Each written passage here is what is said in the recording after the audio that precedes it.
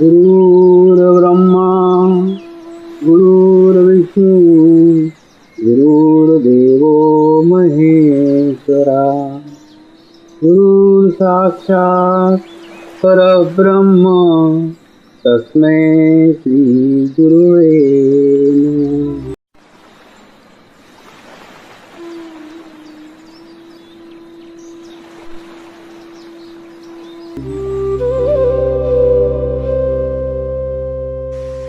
मैं एक पवित्र आत्मा हूं, यानी मैं शरीर नहीं हूं। मैं एक शुद्ध आत्मा हूं। शुद्ध आत्मा केवल परमात्मा है।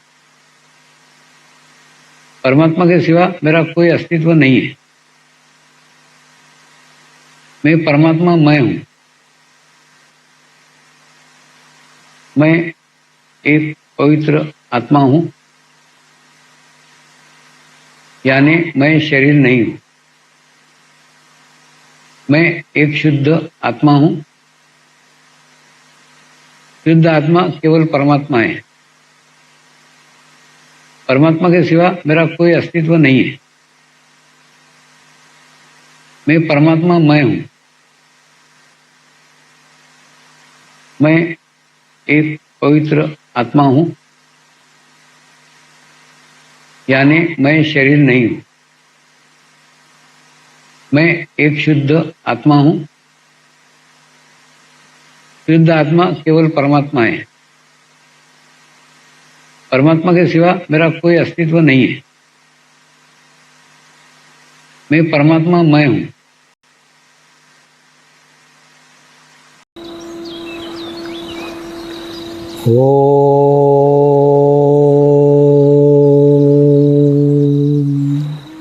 श्री शिवकृपानंद स्वामी नमो नमः। ओम श्री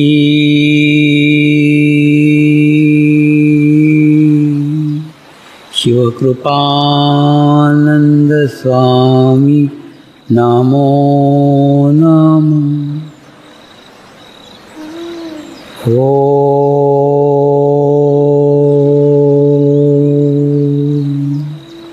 श्री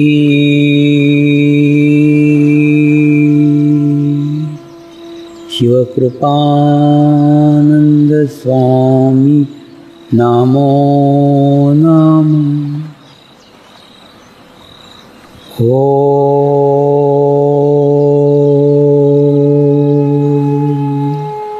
श्री शिवकृपानंद स्वामी नमो नमः।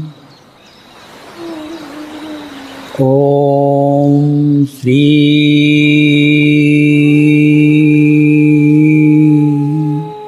शिवकृपानंद स्वामी नमो नमः। ओम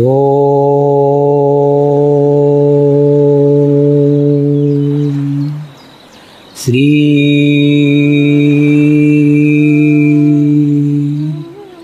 शिवकृपानंद स्वामी नमो नमः।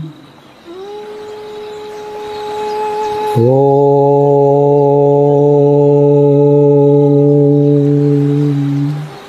श्री शिवकृपानंद स्वामी नमो नमः। ओम श्री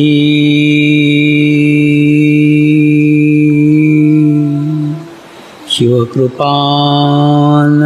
स्वामी नमो नमः। ओम श्री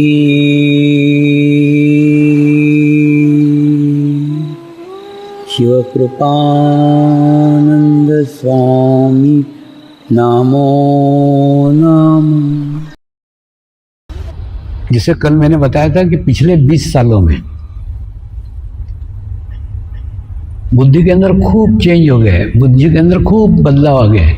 जैसे मेरे पिताजी और मेरे में कोई अंतर नहीं है, एम्बेसडर और फियाट का जमाना हमने दोनों ने देखा, लेकिन मेरे लड़के और मेरे में खूब अंतर है। तो पिछले 20 सालों में बुद्धि का खूब विकास हो गया है। और इनकी परेड अभी भी वो left right left right left right 200 साल पुरानी वही चल रही है अभी। ये अंग्रेजों ने निकाली थी मनुष्य को संतुलित करने के लिए, मनुष्य को बैलेंस करने के लिए। लेफ्ट राइट और सामने देखो सीधा, तो क्या बोलते हैं ना, श्वासोच्छ्वास भी एकदम सही होगा। ये परेड के द्वारा उन्होंने मनुष्य को संतुलित करने का प्रयास किया था, प्रयत्न किया था। उनका प्रयत्न 200 साल पहले ठीक था, लेकिन उसी प्रयत्न से आज अगर हम परेड करेंगे तो क्या होगा। आज ऑलरेडी हमारी राइट साइड बहुत एक्टिवेट हो गई है, बुद्धि का स्तर खूब ज्यादा एक्टिवेट हुआ है। और आज भी हम वही 200 साल पुरानी परेड से अपने आप को बैलेंस करने का कोशिश करेंगे तो थोड़ी होगा, इनबैलेंस की स्थिति होगी। क्योंकि आज तुम उतनी राइट साइड पावरफुल करोगे जितनी 200 साल पहले थी, उतनी आज भी कर रहे हो, जबकि राइट साइड ऑलरेडी पावरफुल हो चुकी है। बुद्धि का क्षेत्र खूब विकसित हो चुका है, लेकिन तुम उसको करोगे तो इनबैलेंस की स्थिति होगी।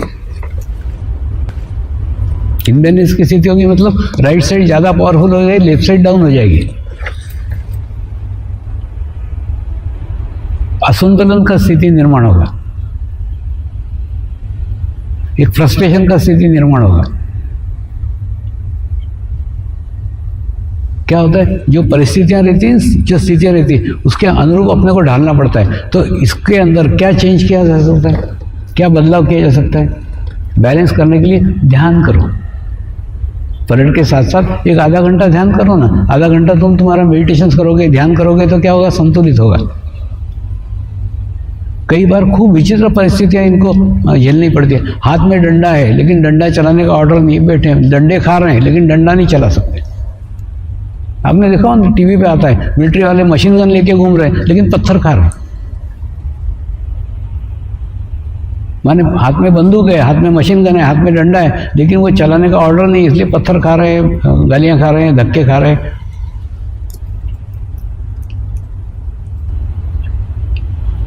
और दूसरा ये इंसान है ना, आपको क्या लगता है इन सब घटनाओं का इनके ऊपर कोई प्रभाव नहीं पड़ता होगा। हाथ में बंदूक है, सामने वाला पत्थर पे पत्थर मार रहा है, मन में तो आता है इसको 4 गोली दो, लेकिन दे सकते कि नहीं दे सकते। तो वो जो फ्रस्ट्रेशन अंदर निर्माण होता है वो खूब रोक के रखते फिर वो भड़ास के रूप में कहीं तो ही निकलता है, खूब विचित्र निकलेगा। फिर छोटी सी जगह निकल जाएगा, छुट्टी नहीं दी तो ऑफिस को गोली मार दिया, खुद को गोली मार ली। ये छुट्टी के कारण कारण एकदम सिंपल है, कारण एकदम सादा।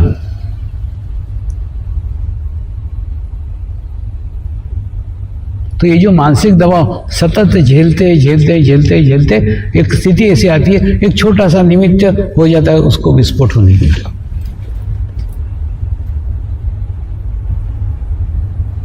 तो अभी लेफ्ट साइड से बैलेंस होने का समय निकल गए हैं। लेफ्ट साइड के साथ साथ मेडिटेशन जोड़ना अत्यंत आवश्यक है, ध्यान करना अत्यंत आवश्यक है। ध्यान करोगे तो तुमको संतुलित रखेगा, तुम्हारी लेफ्ट साइड भी बराबर रखेगा, राइट साइड भी बराबर रखेगा। अन्यथा क्या होगा, राइट साइड पावरफुल हो जाएगी और इनबैलेंस की स्थिति निर्माण हो जाएगी।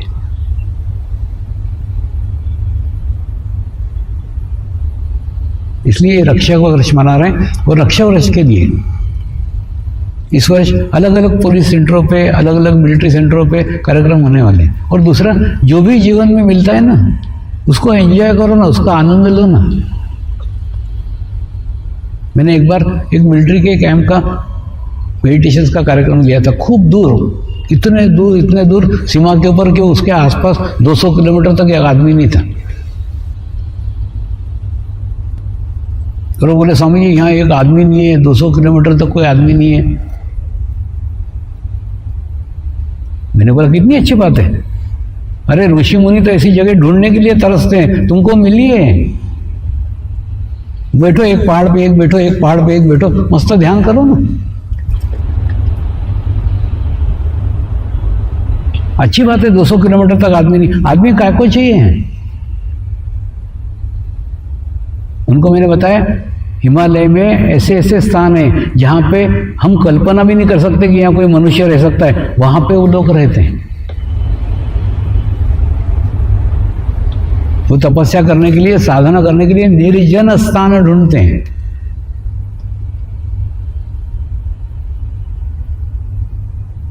निर्जन, जहाँ पे कोई भी मनुष्य नहीं हो। क्यों नहीं हो?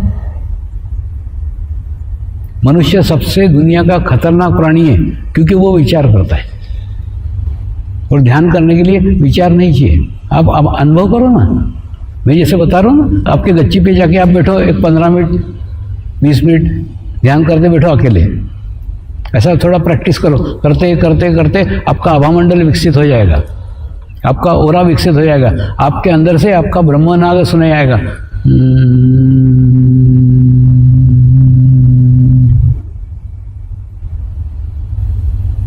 ऐसा नाद, ऐसा साउंड आपको आपके भीतर से ही सुनाई आएगा। उसके बाद में आपकी पत्नी भी आपके पास में आ जाए, आपका पति भी आपके पास में आ जाए, वो साउंड बंद हो जाएगा। यानी कोई भी आपका नियर डियर भी पास में आया ना, तो भी वो साउंड बंद हो जाएगा। तो वो मिलिट्री वालों को मैंने बोला, कितनी अच्छी जगह मिली है, परमेश्वर ने तुमको कितनी अच्छी जगह दी है, जहाँ 200 किलोमीटर तक कोई आदमी नहीं है। तुम्हारे चौकी के जितने लोग हैं उतने हैं, बस बाकी क्या है। तो मस्त दूर दूर जाकर के एकांत में बैठ करके ध्यान करो। परमेश्वर ने कितना अच्छा अवसर दिया है। यानी जो भी परिस्थितियां थी, उस परिस्थितियों को उनको सकारात्मक पहलू दिखाए। देखो, जीवन में कभी भी प्लस या कभी भी माइनस कभी नहीं रहता, किसी के जीवन में रहता ही नहीं। वो रामदास स्वामी ने कहा है ना, जगी सर्व सुखी ऐसा कोणा है। दुनिया में पूर्व सुखी कोई नहीं है, किसी के पास कुछ प्लस है, किसी के पास कुछ माइनस है।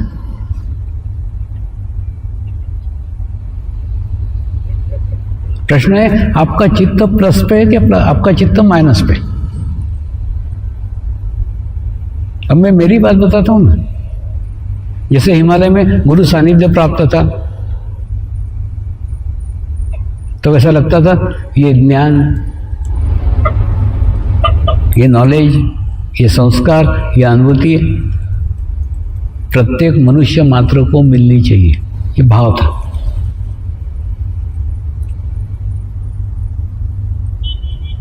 यानी ये चीज माइनस थी, भाव था, लेकिन थी नहीं, कर नहीं सकता था। लेकिन गुरु सानिध्य प्लस था। आज ये गुरु कार्य हो रहा है, ये प्लस है, लेकिन गुरु ही नहीं है, गुरु सानिध्य छूट गया, ये माइनस है। यानी एक चीज मिली तो एक चीज छूट गई, लेकिन दुखी नहीं था।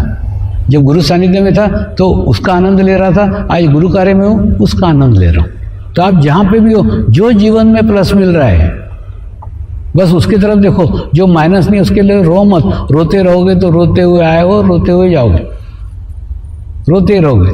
कई लोग रहते ना, मियाँ तेरी सूरत कैसी जैसी 12 बजे, वैसे हर दफे 12 ही बजे रहते। अपने जीवन में क्या प्लस है, इधर देखने की नजर लाओ, ध्यान करोगे ना, इससे तुम्हारी दृष्टि सकारात्मक होगी। तो मिलिट्री वालों को बताएं कि तुम्हारा सकारात्मक दृष्टिकोण लाओ ना, कितनी अच्छी जगह है, कितना अच्छा वातावरण तुमको मिला है कि 200 किलोमीटर तक कोई आदमी नहीं है। आदमी नहीं है तो विचार भी नहीं है। जो भी विचार करोगे तुम्हारे खुद के विचार, बाकी कोई बाहर के विचार आके तुमको डिस्टर्ब करने वाले नहीं है। हुआ था एक दिन, उनको पता नहीं क्या प्यार आया, वो सारे 8-10 ट्रक भर करके वो आश्रम में पहुंच गए थे कच्छ के। तो कच्छ के सब आश्रम वाले घबरा गए एकदम, इतने मिलिट्री वाले क्यों आ गए? कुछ नहीं, बोले बाबा का आश्रम दिख रहा है, चलो चलते। उनको एकदम याद आई, जबकि उनको नहीं मालूम था कि मैं वहाँ जाके शिविर करके आया था, उनको मिला था।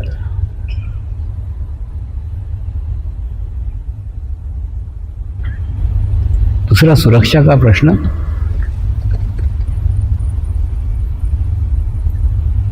इन रक्षकों का भी प्रश्न है, इसलिए सीमा में रहे या समाज में रहे कहीं पे भी सुरक्षित रहे, ये मेरी इच्छा है। और सुरक्षा के लिए वो किसी पे भी निर्भर नहीं रहे।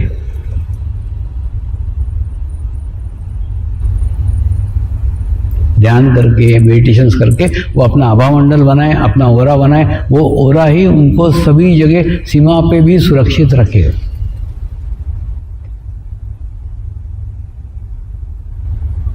गोलियां चलेगी नहीं चलेगी ऐसा नहीं, चलेगी, तुमको नहीं लगेगी।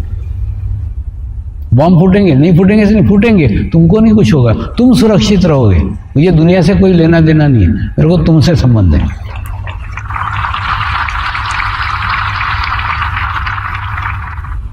और दूसरा ना, दुनिया को देखना जरा छोड़ दो। हम दुनिया को खूब देखते हैं और खूब दुखी होते हैं। हुआ था ना एक बार मुंबई के एयरपोर्ट पे एक पुलिस ऑफिसर ढूंढते ढूंढते आया, बोले स्वामी जी इतने बम विस्फोट हो रहे हैं, इतना अत्याचार हो रहा है, इतना आतंकवाद हो रहा है, और आप बोलते हो निर्विचार रहो। कैसे निर्विचार रहेंगे, कैसे ध्यान करेंगे?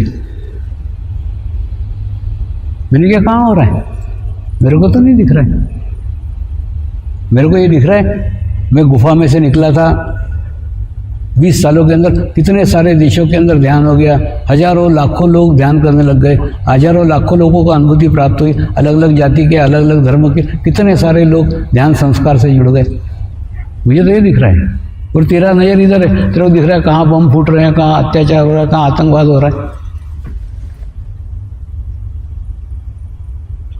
तेरे को कुछ हुआ क्या? बोले नहीं मेरे को कुछ नहीं हुआ, लेकिन हो रहा है। मैंने होने का ना, तेरे को नहीं हुआ ना, वो छुट्टी कर।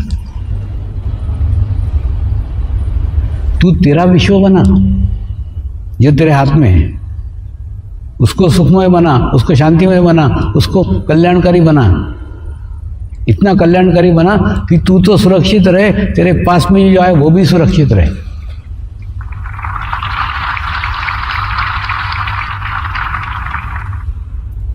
और ऐसा हवा मंडल,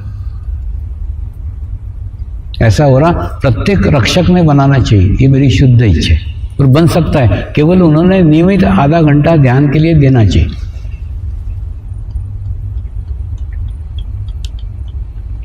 और दूसरा, उनकी सुरक्षा के लिए वो किसी के ऊपर डिपेंड नहीं है, वो आत्मनिर्भर है, खुद का प्रोटेक्शन खुद कर सकते हैं।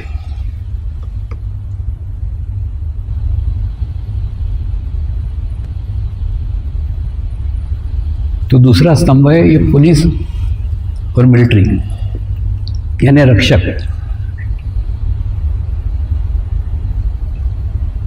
उन्हीं के लिए ये रक्षक वर्ष, ये वर्ष मनाया जा रहा है। विभिन्न स्थानों पे अलग अलग जगह वीडियो शिविर हो रहे हैं, और बाद में लाइव शिविर भी इसी वर्ष आयोजित होंगे।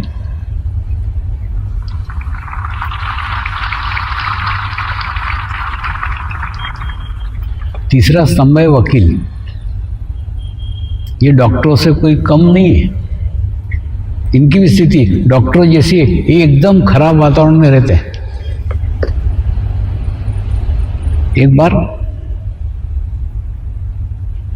एक हार्ट स्पेशलिस्ट को,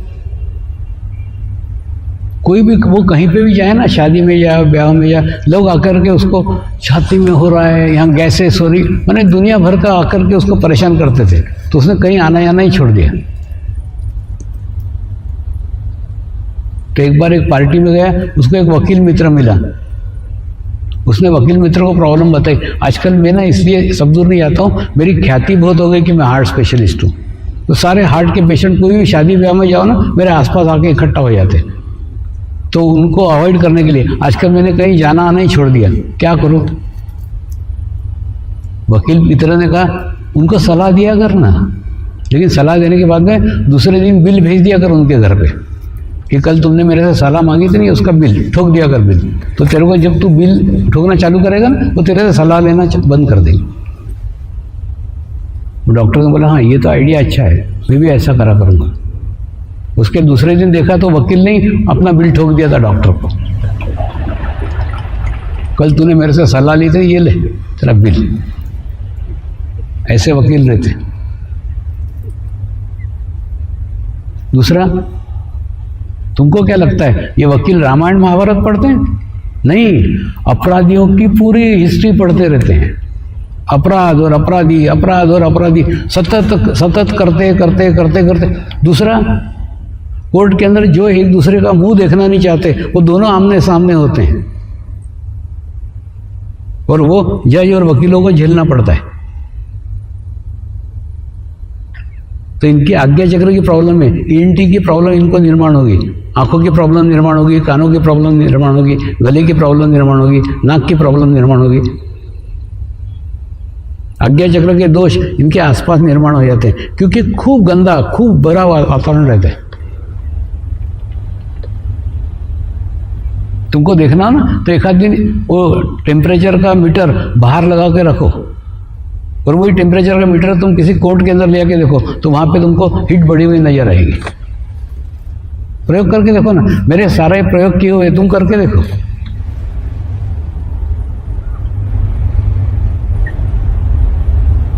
तो कौन सी गर्मी बढ़ जाती है? निगेटिव विचारों की गर्मी बढ़ जाती है। और ऐसे वातावरण में सतत अगर वकील रहेंगे तो क्या बीतेगी?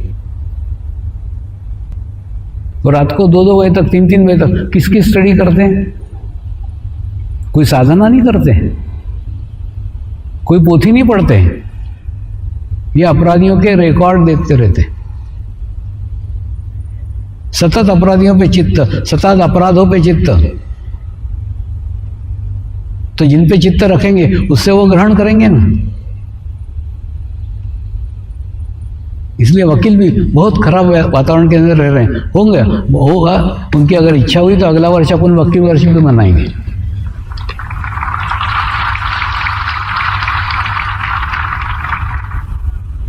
ये समाज के प्रमुख स्तंभ हैं जो स्तंभों के आसपास खराब वातावरण है और सदैव खराब वातावरण का प्रभाव इनके ऊपर पड़ रहा है, इनको नहीं समझ रहा है। दूसरा, आजकल ना ये ओरा का तो इतना आसान हो गया है कि वकीलों ने अपना ओरा चेक कर लेना चाहिए। वकील बने, ओरा चेक किया, फिर 5-7 बार ओरा चेक करो, मालूम पड़ेगा कौन सा आज्ञा चक्र का स्थिति हो गया हो। सबके मापदंड है ना। मेरी बातों पे विश्वास मत करो, मेरी बातें मत सुनो, ये बातें सही है कि नहीं तुम तुम्हारा अनुभव लेकर के देखो। 5 साल तो छोड़ो, तुम 1 साल का देखो। 1 साल पहले तुम्हारा ओरा क्या था, 1 साल बाद ओरा क्या था।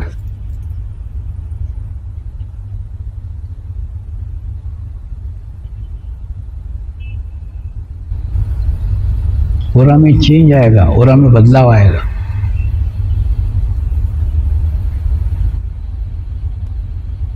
तो ऐसे खराब वातावरण में जब काम कर रहे हो तो क्या रास्ता है? वकीली छोड़ने को बोलूंगा क्या? नहीं, मैं किसी को भी छोड़ने को, भागने को, मैदान छोड़ने को नहीं बोलता।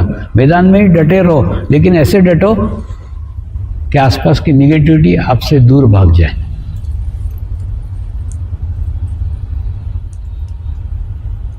ध्यान करो, मेडिटेशन करो, अपना हवा मंडल बनाओ, अपना ओरा बनाओ। और वो ओरा लेकर के आप कोर्ट में भी जाओगे तो कोर्ट आपके प्रभाव में आएगा, आप कोर्ट के नहीं। वहाँ का कोई बुरा इफेक्ट तुम्हारे ऊपर नहीं होगा, तुम तुम्हारे वहाँ सुरक्षित रहोगे।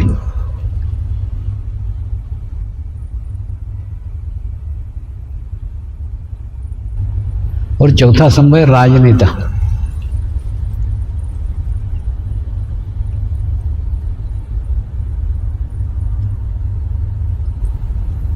कल जैसे मैंने लोकमान्य तिलक का बताया,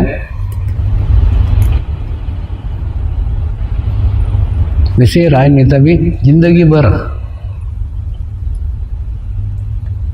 लोगों का सोचते सोचते सोचते अपना जीवन समाप्त कर देते, लेकिन खुद के बारे में कभी नहीं सोचते। एक समय सीमा निश्चित करो ना, उस समय के बाद में हम अपने बारे में सोचेंगे, हम अपना ध्यान करेंगे, हम अपना मेडिटेशन करेंगे।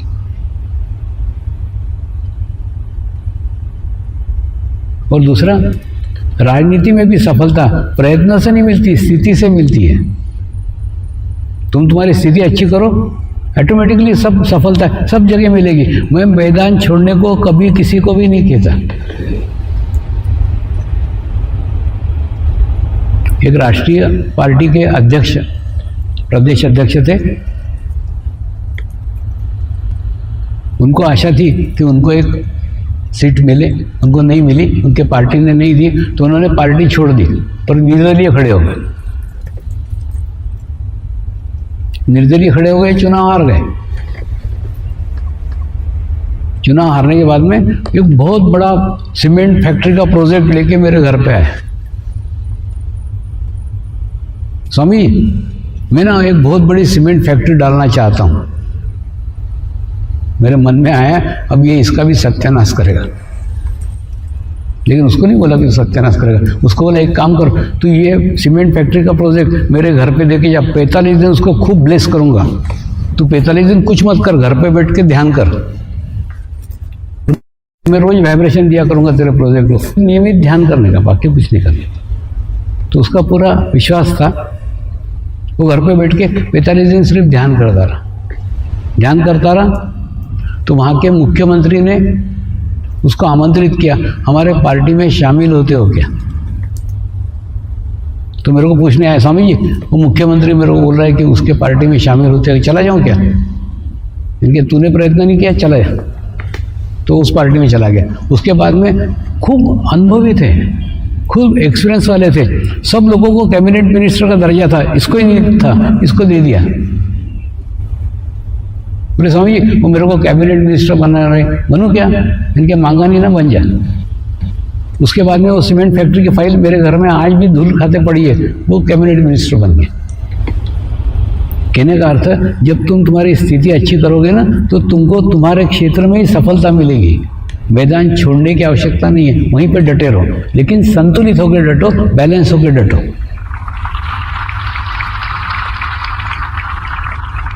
और ये पॉलिटिशियन की खोपड़ी कैसे रहती है, उसका एक उदाहरण देता हूं। एक मिनिस्टर जब भी मुझे आता देखता था ना कि मैं कार में बैठने जा रहा हूं, प्रार्थना करेंगे, हे परमात्मा, हम सभी पवित्र आत्माएं आपको हृदय से प्रार्थना करते हैं कि सारे विश्व में शांति हो, सारे विश्व के आत्माओं की आध्यात्मिक उन्नति हो एवं सर्वांगीण उन्नति हो। यही हम सब आत्माओं की शुद्ध इच्छा है। हे परमात्मा, हम सभी पवित्र आत्माएं आपको हृदय से प्रार्थना करते हैं कि हमारे सद्गुरु श्री शिव कृपानंद स्वामी जी का स्वास्थ्य सदैव अच्छा रहे, उनकी आयु दीर्घ हो। यही हम सब आत्माओं की शुद्ध प्रार्थना है, शुद्ध प्रार्थना है, शुद्ध प्रार्थना है। शांति पाठ करेंगे। ओम ध्यो शांति अंतरिक्ष गुम शांति पृथ्वी शांति रापः शांति औषधयः शांति वनस्पतयः शांति विश्वे देवाः शांति ब्रह्म शांति सर्वगं शांति शांति एव शांति सामा शांति एधि ओम शांति शांति शांति सर्व इष्टसु शांति भवतु।